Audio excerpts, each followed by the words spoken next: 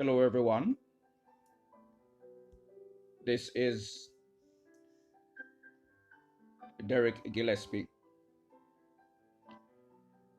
a teacher by profession in Jamaica and a Christian by belief and lifestyle.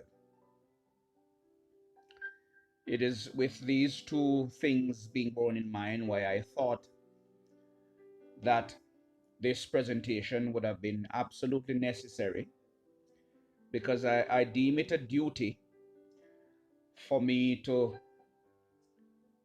try to impact positively the society in which I live. And if there's any way that my influence, my words, my behavior can influence for the good or positively others to make a decision that can be for the benefit of themselves and their communities, and in general the society in which we live, it is a personal duty I have to make the effort to so impact lives around me. Now, as advertised, I will be sharing specifically on the matter of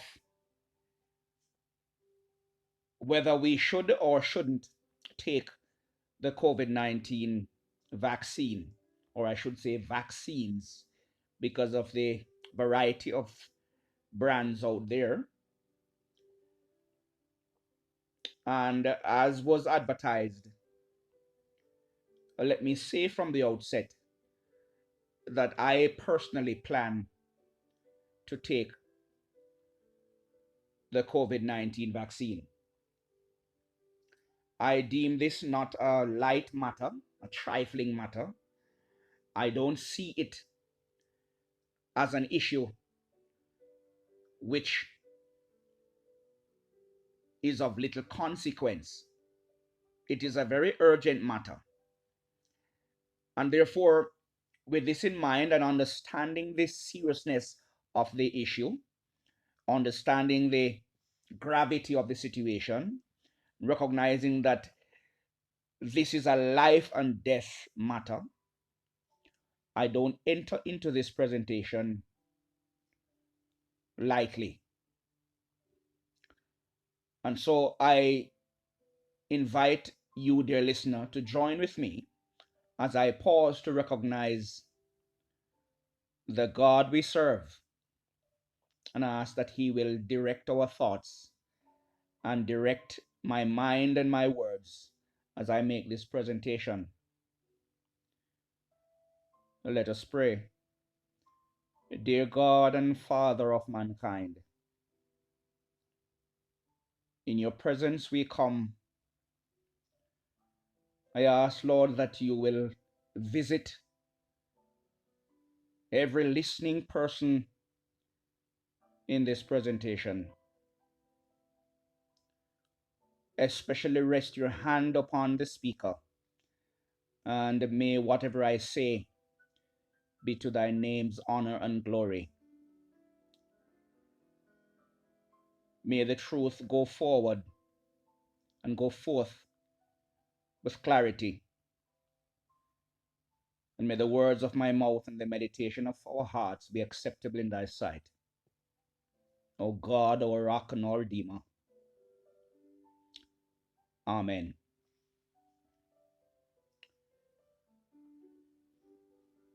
Dear listener, people are dying.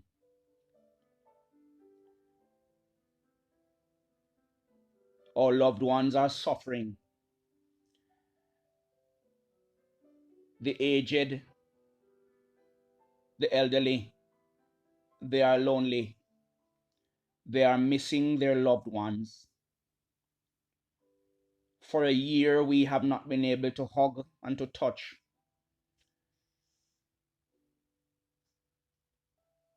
Economies have collapsed. Many homes' bills cannot be paid. People have lost jobs, their homes. They can't find proper food to eat. And there's just distress all around. Governments are scratching their heads. When will all this end? Will we really come to the end of this COVID-19 pandemic? As I look at the stats, I see we are in just 1 year. This is the week in Jamaica in particular where the virus entered our island. And after 1 year, we have approaching total of nearly 500 deaths. In recent days, we had a total of 12 persons dying, record number of deaths for a little island in 1 day. Nearly 30,000 infections that we know of, and a frightening statistic that it's possible that for every 10 persons, 4 walking around or more may be infected. In Jamaica, we are at a crossroads, or at the crossroads in this pandemic. Things have gotten so seriously out of hand. The numbers are tripling and doubling.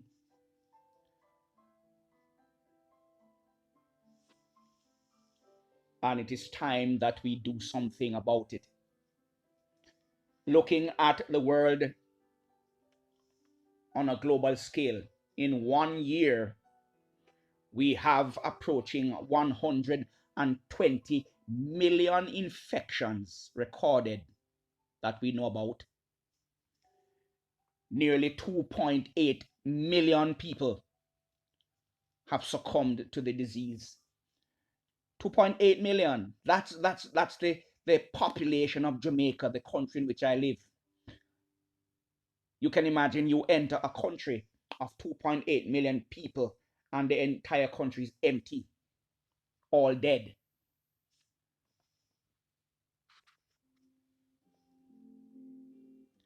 There is no way I could sit and not share my voice in this fight against this awful pandemic.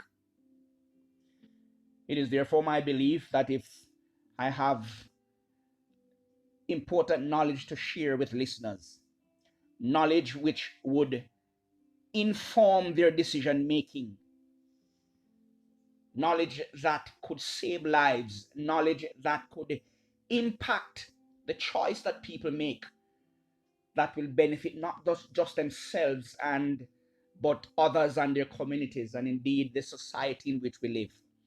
And if I keep quiet,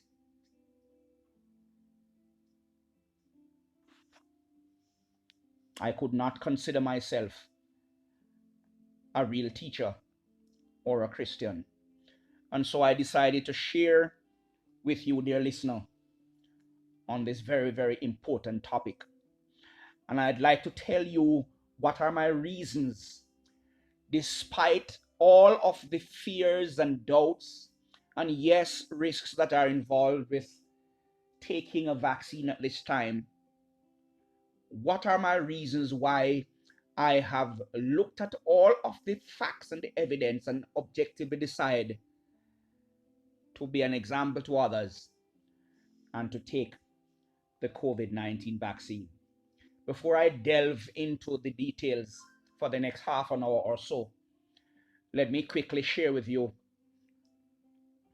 that in Jamaica, the vaccine that is now being made available, at least at the moment as we speak, for the general population is the AstraZeneca vaccine. I hear the government speaking of probably others being added to the mix, maybe the Johnson & Johnson brand of the vaccine.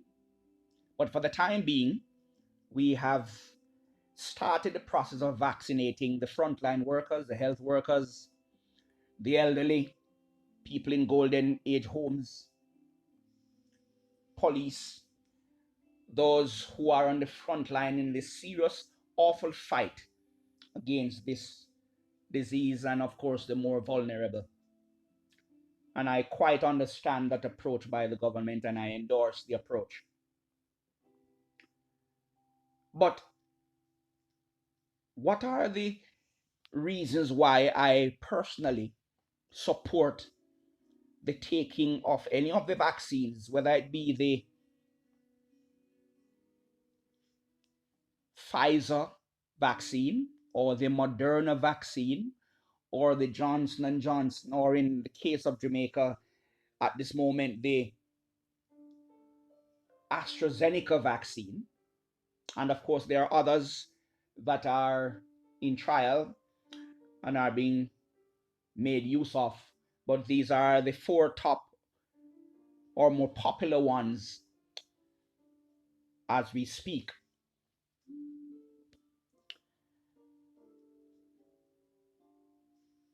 Let me give you several reasons why I am comfortable that despite the risks,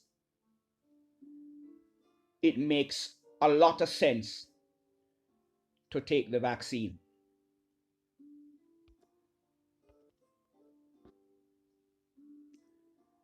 Now, first of all,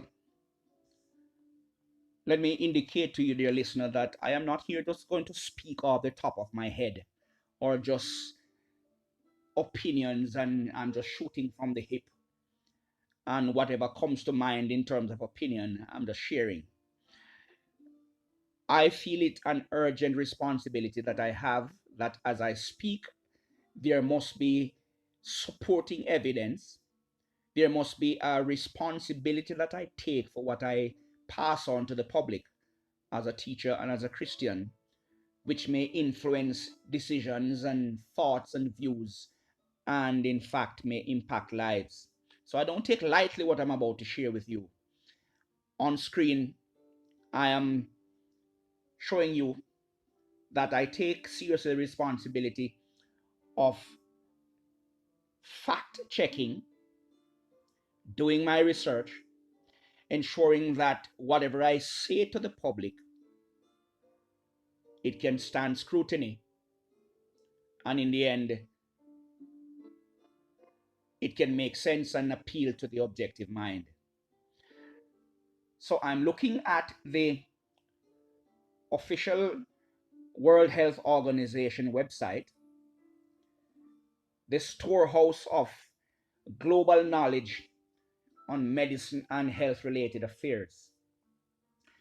And I took a look at their official statements on the Oxford AstraZeneca COVID-19 vaccine that is now being rolled out in Jamaica. And as I looked at what they have to say, backed by my own fact checking and widespread research, I can say the following about not just the AstraZeneca vaccine, but vaccines in general. There is a whole host of conspiracy theories which are widespread, washing the internet and misleading a whole lot of people. Social media, videos and messages being passed around in WhatsApp groups and posted in various social media platforms, that if you're not careful and you just listen and run with the first thing you hear, you can be led astray and misguided. I therefore would advise that you do your own fact checking before you draw any conclusion or come to any decision. But let me tell you why I personally have no problems with those four vaccines which I mentioned earlier. And in responding to the fears and the doubts and the concerns, it is my hope that you will understand how I got to my decision, where I am now simply waiting for my own government in Jamaica to make available the vaccine for teachers on the front line like myself who have to educate the nation's children. What is it that informed my decision that, first of all, this vaccine, which in many respects is revolutionary and new in certain respects, is relatively safe? And you notice I use the word relatively. Why did I choose that word? Simply because in the world of medicine, in the world of health, we cannot be 100% sure and say that something is foolproof and say that the medicine is without any side effects or there are no drawbacks. There is no perfect world of medicine. And especially when you live in and you are undergoing an emergency situation like what we're going through in the pandemic with millions dying,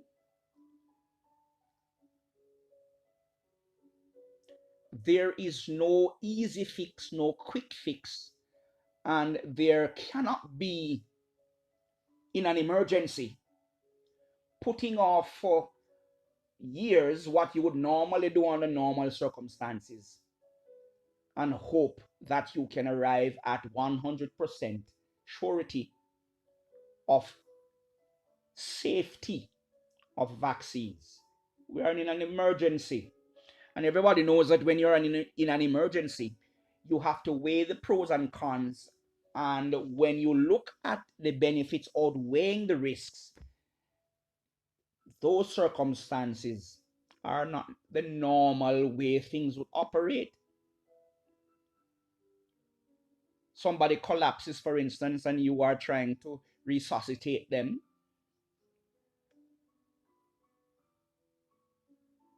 You're trying to have that person recover by pumping their chest so their heart will go back into state of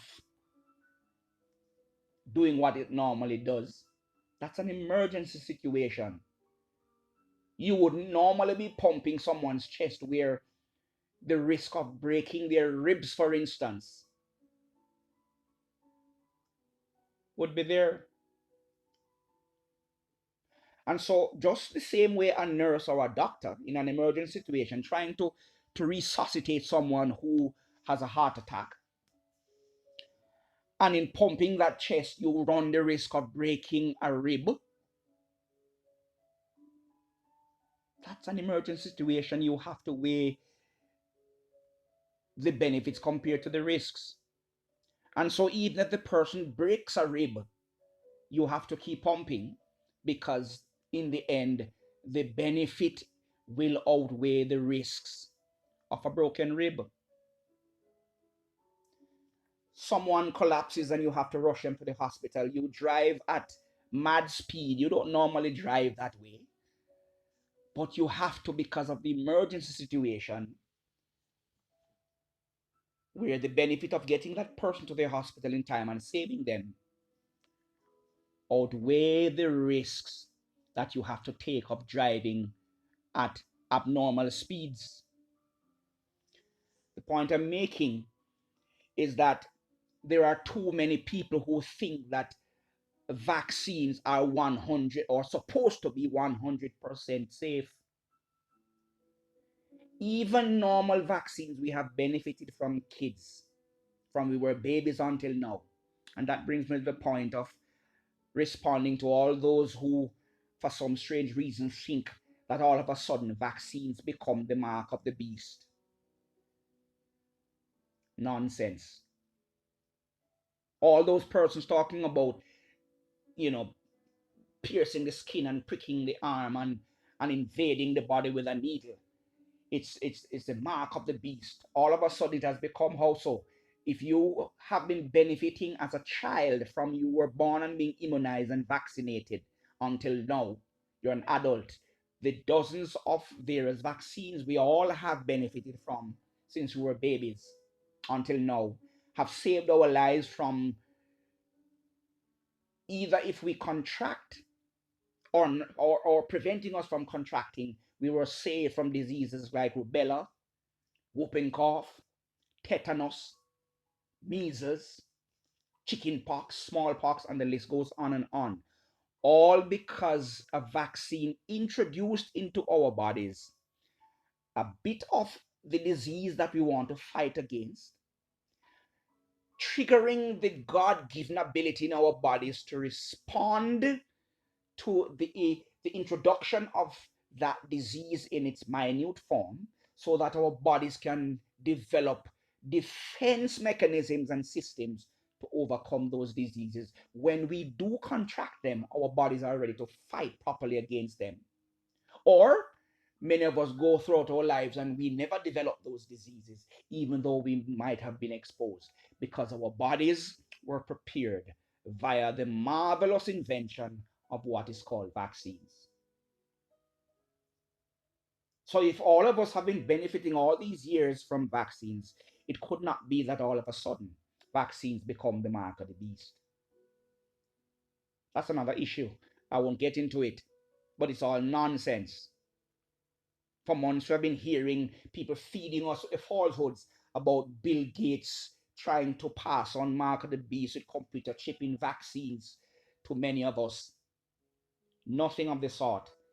Now we realize that vaccines are being created by countries of different brands and types all over the place, with Bill Gates nowhere in the picture. Conspiracy theories made up by misguided minds. People who don't understand that mark of the beast issue has nothing to do with vaccines and medicines that we would have to come up with to save lives. You take up the Bible, you realize that if you study carefully, the matter of the mark of the beast has to do with worship and your obedience to God in terms of his commandments. That's another issue I will deal with at another time. But let me lay to rest all those who have been feeding the public, fear mongering and misleading people with false ideas about vaccines being mark of the beast and introducing DNA to alter our DNA in our bodies and to control our minds and to kill off people and control the population. Nothing of the sort. If the vaccines were a population control mechanism, why is it that instead of people dying from it by the millions and thousands, the opposite is true?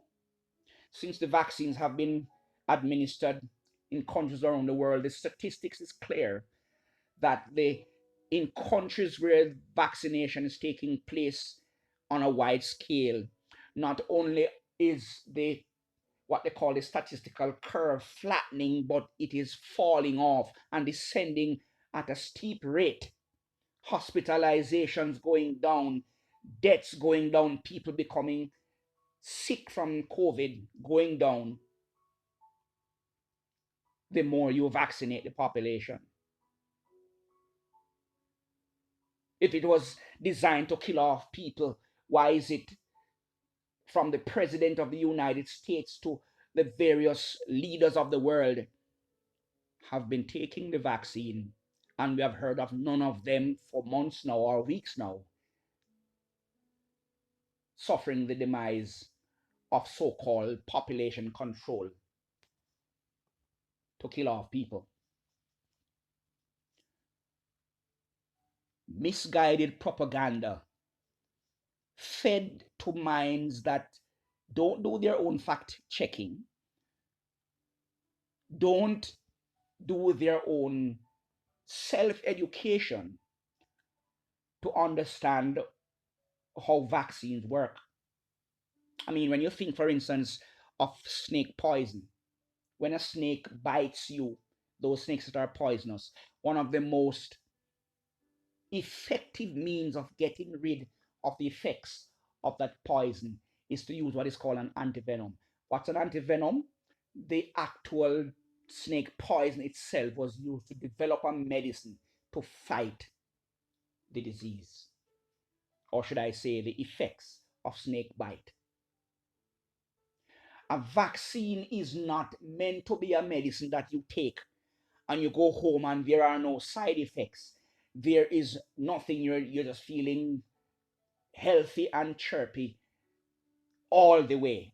That's not how a vaccine works. And it is time for people to educate themselves to recognize, what does a vaccine do? It introduces, just like an antivenom from the snake bite, the actual disease itself into your body, so that your body can, and it introduces just a small amount in a controlled way, that your body start to respond to the invasion of the alien substance and develop its own defenses, so that when the real thing hits you, you are prepared the natural way God made your body to respond. That's how a vaccine works. And therefore, when you take a vaccine, it is natural that you will have certain side effects, such as maybe a slight fever.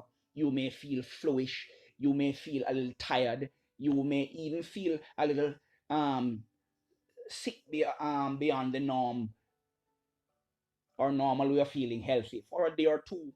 That's a signal that your body is responding the way it would normally respond to a real disease and develop its own defenses. But because it is not at the level of severity which will overwhelm you, the body flexes its muscles as in a sense, and become resistant to that disease, so that as your body develops what are called antibodies, eventually enough resistance and preparation is in your body to handle when the real thing comes.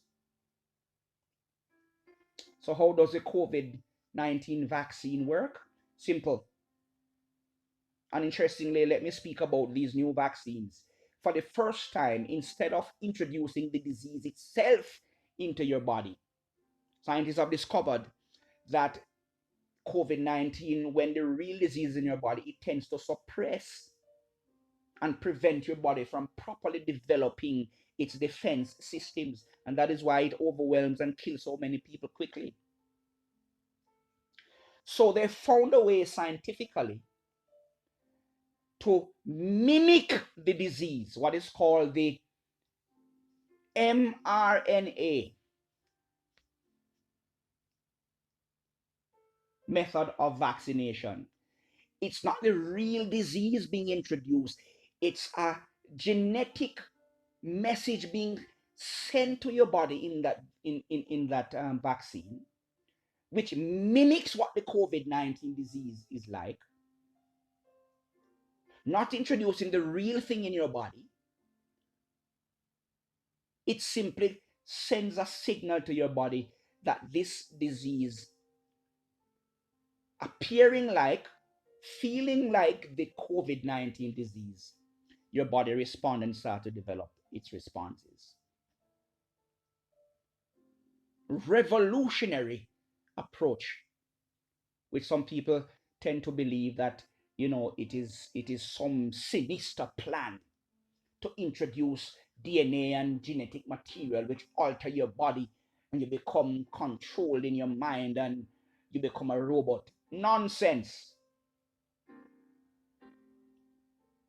All conspiracy theories being made up, just like we heard at the height of the pandemic 6 months ago, how the disease was being spread around the globe because of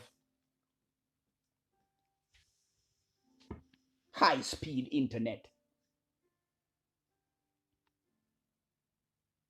Not recognizing that some countries don't even have telephones, much more Wi-Fi, for the disease to be spread by these, what they call 5G technology, high-speed internet.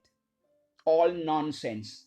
And people bought into this because they don't do their own fact checking, and they just simply run with the videos and Facebook posts and Instagram and WhatsApp posts that people share to create a hype.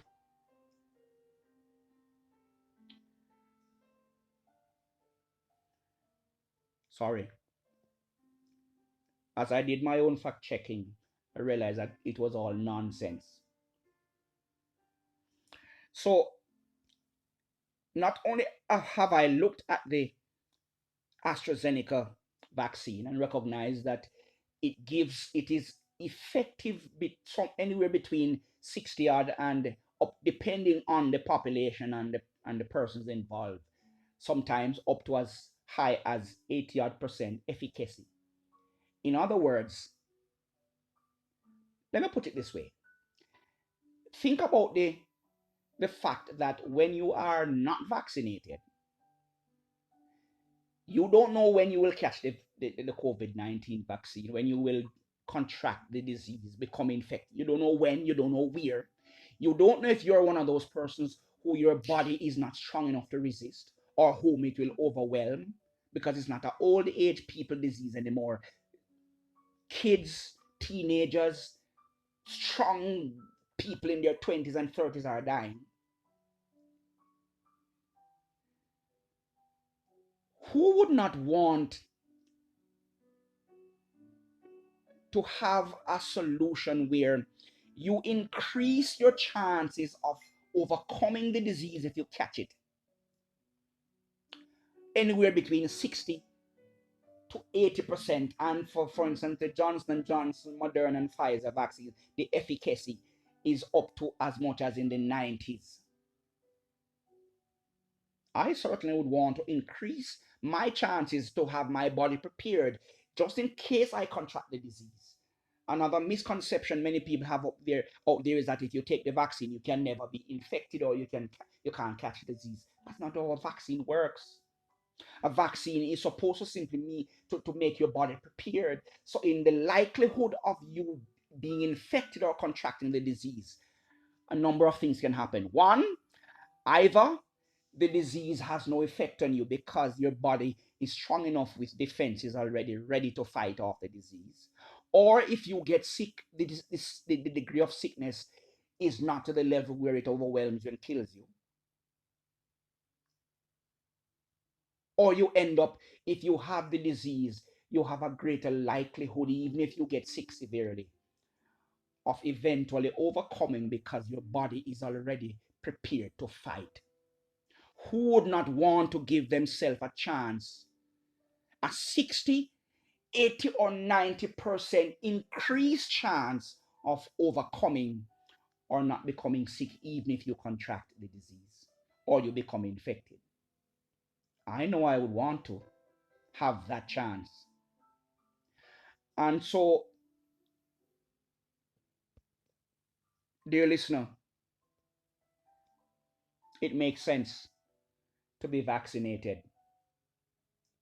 And yes, I hear the doubts and I hear the fears of what about those persons who, after taking the vaccine, they have side effects? And what about those one or two persons or a few here and there who become seriously ill and some even die? Yes, I can empathize and I understand that. But that goes back to the point I'm making earlier about when you are in an emergency situation and you can't find any 100% foolproof solution. What do? You have to weigh the pros and cons. And since in life, in everything that we do, there are risks. A plane could be safe or be safe checked more often than you can imagine. A plane can still crash, and yet we jump on planes and we merrily go abroad. You drive a car, and they can be as modern and as safe in the way you maintain them. You can still crash.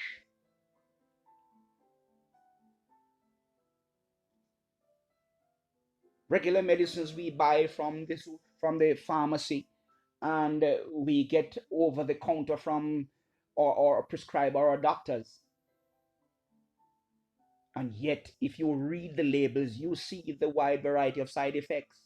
But what do? we weigh the pros and cons, and when we see the benefits outweigh the risks, we take those medicines. Let's not fool ourselves, dear listener. I am not here saying that you have to take the COVID-19 vaccine. Everyone has a choice. But what I'm trying to point out to you is that on the basis of informing yourselves about one, how vaccines really work, how they really help the body to develop its defenses and prepare you for the real thing when it comes, if it comes. How vaccines increase your chance. It doesn't mean that you will be 100% safe, but it means that you increase by 60, 70, 80, 90% greater likelihood of surviving. Who would not want to give their loved ones that chance? Who would not want to give their parents, the elderly, people you love? Who would not want to have their mind rest at ease after taking, for instance, some vaccines? You take 2 doses, some you take one. In the case of the AstraZeneca, you take 2 doses over a period of separated by several weeks. The records have shown from the studies that while the records are not perfect and the studies are not perfect, but we are in an emergency, and so we must bear with our scientists and our medical personnel globally who have who have put hands and hearts and technology and wisdom to help us to give us now a shot at hope. And it's more than hope. There's light at the end of the tunnel because we're seeing the results globally, where the hospitalizations and the death rates and people becoming seriously ill from COVID, the statistics, they are clear. They are showing that people are benefiting.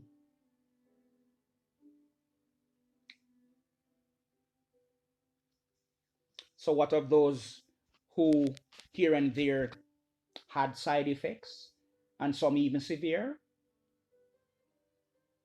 Sadly, that's how an emergency works. It's not a perfect fix, but it increases your likelihood of surviving if you catch the disease. Some are so suspicious, for instance, as I bring this to a close, as to how come the COVID-19 vaccines were so quickly developed, and so they are suspicious, forgetting, and the very same telephones that they hold in their hands to pass on all kind of negative information and fear mongering and influence others to think that something suspicious is afoot. The same telephone that they use and tablets to pass on the propaganda and the fake news and the misinformation, don't even realize that the very technology they hold in their hands is an object lesson as to how advanced we have become, not just in the area of technology, in terms of, I mean, I remember when I bought a cell phone for the first time in, it might have been the late 1990s or early 2001, 2002. At that time, cell phones were so large. They were, I mean, in Jamaica, the kids call them a truck catch. In other words, so big you could put it on a truck wheel and block the truck from running downhill. Now we have cell phones so small. Not only are they small, but we now have, I mean, touchscreen phone. The technology is just within the last 10 years or so. Think of all the things now that are in a phone. And all of that technology developed so rapidly within the last 10, 15, 20 years. And yet people don't recognize that the same advancement is being seen in the world of medicine. In the early 2000, 2003, 4, 2005, the coronavirus had an outbreak, giving us what is called COVID-1 or SARS. And it was from that time that scientists were studying the coronaviruses and trying to develop vaccines. So when the COVID-19 disease broke out 1 year ago, it was nothing new to them. It was just simply a new strain of the virus or the family of coronaviruses. They had a jump start with a whole host, a bank of information to work with. And with modern technology, where you can simply program a computer to do so many calculations and advanced predictions as to how something can operate in the lab. People, we need to recognize the time to which we have come. So vaccines, which would have taken years in the past to develop, can be developed now in short order because of the advancement of science and technology. I'm not saying that scientists can solve every problem and create miracles overnight out of impossible situations. No, but we need to recognize where we're at. Even the Bible tells us, as it predicted the signs of the last days, one of the signs of the last days is that knowledge shall be increased. And that is why within a year, collaboration between over 100 countries, banding together, sharing their knowledge, having advanced knowledge of coronaviruses from long before, because of past outbreak with SARS, they were able to make quick work of developing a vaccine in short order to save lives. And people who are listening, we need to recognize the truth for what it is. Be an agent of hope, be an agent of change, be an agent to impact people to benefit from the God-given knowledge and the scientific advancements that we're blessed with as a people on this planet. Instead of spreading propaganda and falsehood and fake news and all kind of negatives,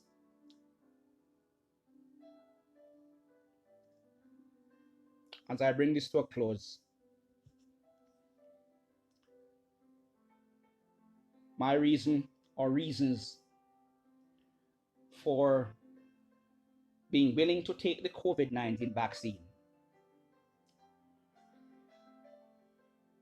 very simple.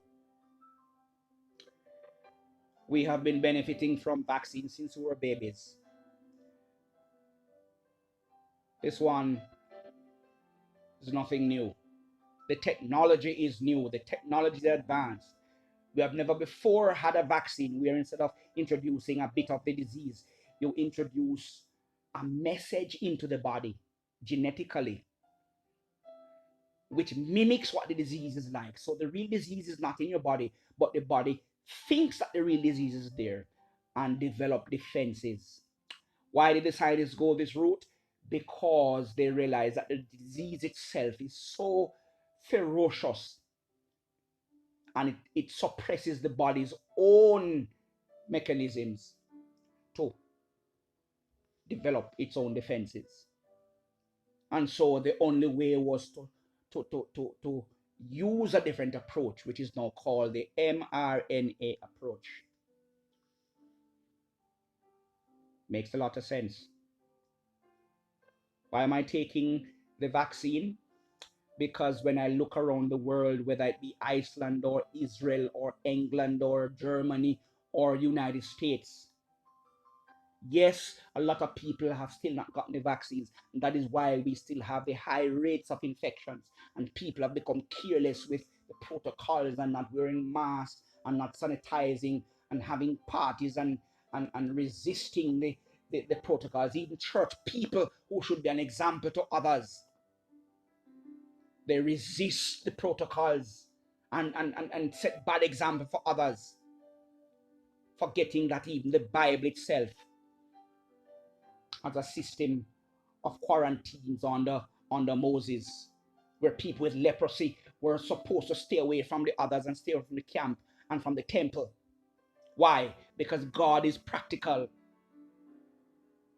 And church people who should be an example to others, they're bundling up in churches despite you should be your brother's keeper and help to save lives. We have church people, some church people I should say, who are there misleading others, bundling up in churches and having large gatherings and adding to the statistic.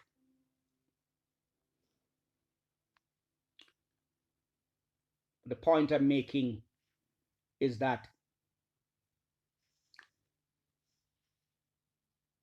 it makes sense whenever you have a situation where you're given your chances are being increased of surviving if you get infected, of not becoming as sick as you could be, of being able to overcome the disease than if you were not vaccinated. It makes sense to take the vaccine, to give your families a chance, to give your communities a chance.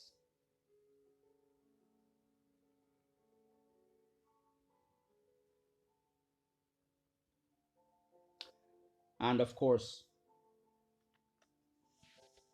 the more we give the vaccine, the more people in the population become resistant to the disease, the less the disease will spread. And eventually, while we may not go back to full normalcy, but the nightmare, the darkness that we're now going through, it can be eased. Dear listener, I can't tell you what to do, but I can tell you why I have done what I have done and why I will do what I will do, with the hope that my example will be to the benefit of others. Thank you for listening.